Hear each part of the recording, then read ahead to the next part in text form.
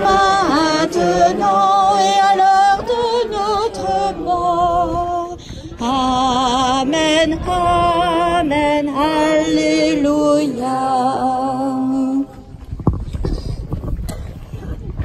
J'espère que vous n'êtes pas trop fatigués parce qu'on va remarcher.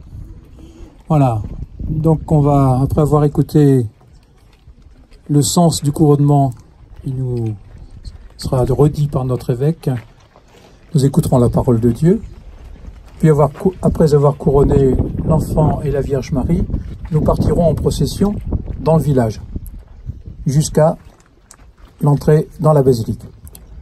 Voilà, c'est pas très long, rassurez-vous, c'est moins long que la marche de ce matin.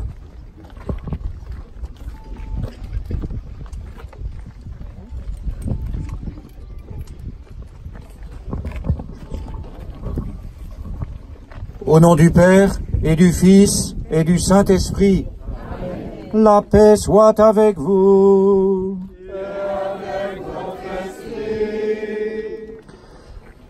Frères et sœurs, nous allons donc célébrer maintenant ce rite du couronnement de la Vierge Marie. Il s'agit d'un privilège qui a été accordé à l'évêque de Châlons par le pape Léon XIII en 1890. C'était Monseigneur Sourieux, qui était l'évêque de Châlons à l'époque. Et ce geste veut signifier que tous, nous reconnaissons, nous choisissons la Vierge Marie comme notre reine, celle que nous voulons accueillir dans nos cœurs pour qu'elle nous conduise vers Jésus.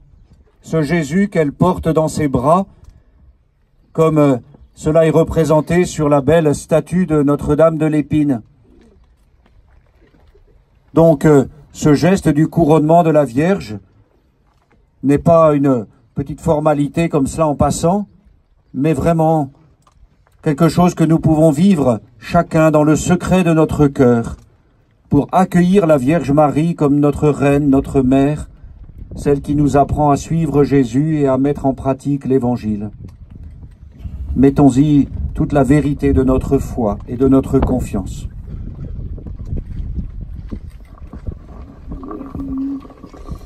Jubilate Deo omnistera, servite Domino in Laetitia. Alléluia, alléluia in Laetitia. Alléluia, alléluia in Laetitia. Jubilate Deo omnistera, servite Domino in Laetitia. Alléluia, alléluia in Laetitia. Alléluia, alléluia in Laetitia.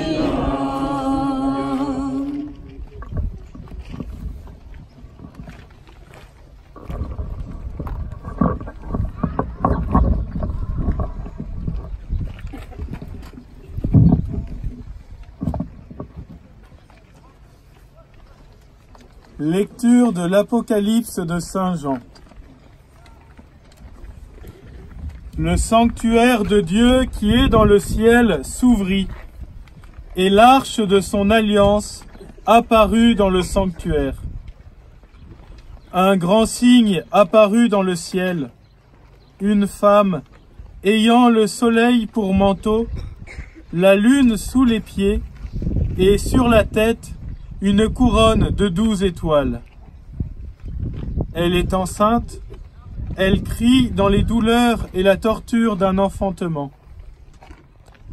Un autre signe apparut dans le ciel, un grand dragon, rouge feu, avec 7 têtes et 10 cornes, et sur chacune des 7 têtes, un diadème.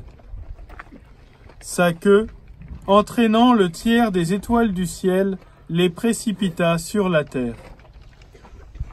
Le dragon vint se poster devant la femme qui allait enfanter, afin de dévorer l'enfant dès sa naissance. Or, elle mit au monde un fils, un enfant mâle, celui qui sera le berger de toutes les nations, les conduisant avec un sceptre de fer. L'enfant fut enlevé jusqu'auprès de Dieu et de son trône, et la femme s'enfuit au désert, où Dieu lui a préparé une place. Alors, j'entendis dans le ciel une voix forte qui proclamait « Maintenant, voici le salut, la puissance et le règne de notre Dieu. Voici le pouvoir de son Christ. » Parole du Seigneur. Nous rendons grâce à Dieu.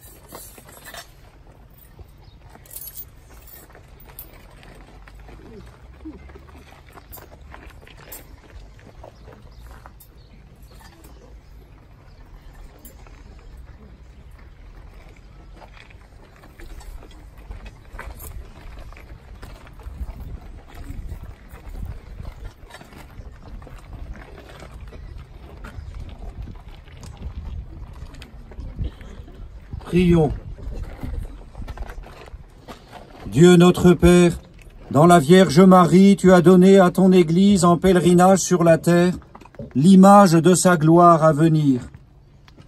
Au moment où nous vénérons la statue de Notre-Dame de l'Épine, en couronnant la Vierge Marie et son enfant Jésus, accorde à tes fidèles rassemblés de lever les yeux vers elle avec confiance, puisqu'elle est un modèle éclatant de sainteté pour tout le peuple des rachetés, par Jésus le Christ notre Seigneur. Amen.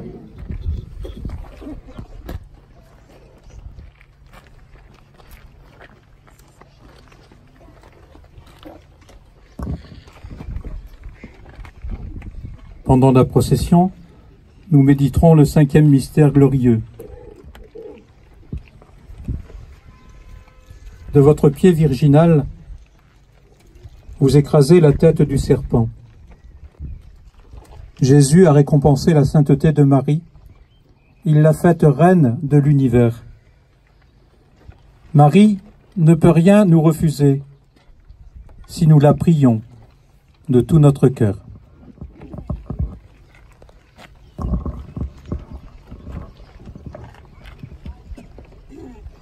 Sainte Marie, Mère de Dieu et à jamais immaculée, intercédez pour nous et obtenez à tous ceux qui ont recours à vous de voir leurs prières exaucées. Marie, Reine des pauvres, des faibles, des humbles et des serviteurs, protégez nos familles. Marie, Reine de la jeunesse, nous vous recommandons tous les jeunes pour qu'ils mettent leur confiance en vous et qu'ils bâtissent leur avenir avec votre aide.